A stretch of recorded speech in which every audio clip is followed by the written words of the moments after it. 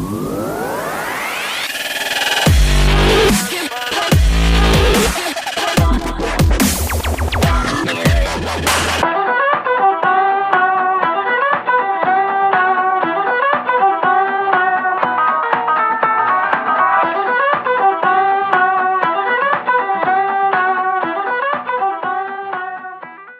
of an update. I took a little detour, went up a random path that looked somewhat drivable for probably about 5 kilometers up to the top of a mountain. Well, not to the top, but you know, up along the side.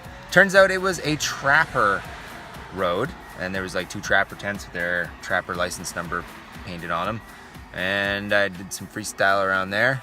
But before I got there, I saw a train. I had to go pull over, rip the train. That's what started all this.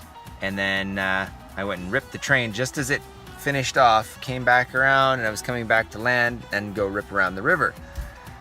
And I clipped the tree and did a meh into the ground onto the GoPro. But quads do fly much better without a GoPro.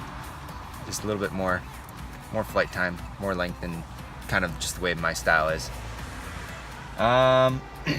Yeah, anyways, I'm back on the road.